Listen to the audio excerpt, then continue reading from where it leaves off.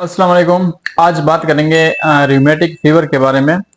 Rheumatic fever हमारे पास एक complication disease है। कॉम्प्लिकेशन मतलब कि अगर आपको एक बीमारी है और उसका टाइम पे आप इलाज ना करें तो वो कॉम्प्लिकेशन हो जाती है, मतलब वो एक दूसरी बीमारी में कन्वर्ट हो जाती है। ठीक है। तो ये जो रिमेटिक फीवर है ये हमारे पास होता है मेनिंजाइटिस के बाद। मेनिंजाइटिस मतलब कि गले में जो स्वेलिंग हो जाती है इस साइड पे और इस साइड पे। ठीक है। इसको कंपेडी भी कहा जाता है। उसको अगर आप टाइम पे ट्रीट नहीं करते, टाइम पे उसका इलाज नहीं करते, तो उसके बाद हमारे पास होता है रिमेटिक फीवर। रिमेटिक फीवर हमारे जिस्म के मुख्तलिफ हिस्सों को इफेक्ट करता है। इसमें से है कि आपके ब्रेन को इफेक्ट कर सकता है। ठीक है। आपके जॉइंट्स को इफेक्ट कर सकता है। इसके साथ आपकी स्किन को भी इफेक्ट कर सकता है। ठीक है। अब इसके जो काजेज है कि ये किस वजह से होता है, तो ये एक बैक्टीरिया की वजह से होता है जिसको स्ट्रेप्टोकोकस पैराजिनिस कहते हैं। ठीक है।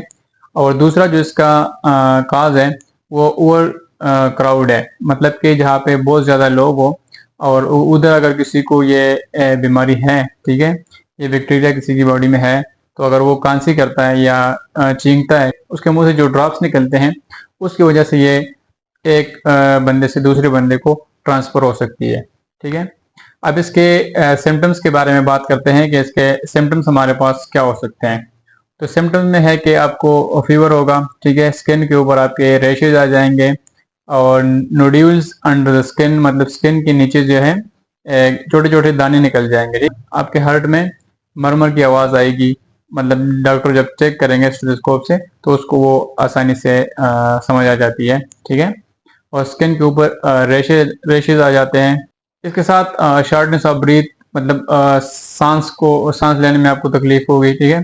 और जो हमारे बड़े बड़े जॉइंट हैं, ठीक है, उसमें आपको पेन और स्वेलिंग होगी।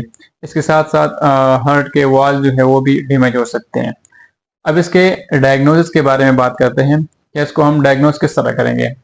तो एक तो सिम्टम्स के जरिए हमें पता चल जाता है। ठीक है। अगर आपकी स्किन के ऊपर रैशेज आ जाते हैं, ठीक है, आपको सांस लेने में दुश्वारी है, इसके साथ साथ अगर आपको फीवर हो रहा है, ठीक है, तो इससे हमें पता चल जाता है। दूसरा तरीका है कि आप टेस्ट करवाए लेबॉर्ट्री। ठीक है। लेबॉर्ट्री में जाके आप टेस्ट करवाए ब्लड के, तो उससे आपको पता चल जाता है। तो उसमें से है कि आप, तो लेबॉर्ट्री टेस्ट में है थ्रोट थ्रोट कल्चर। ठीक है। जो आपके गले से एक सैंपल लिया जाता है। ठीक है। गले में जो पस बना होता है उससे एक सैंपल लिया जाता है और उसको फिर उसका टेस्ट किया जाता है।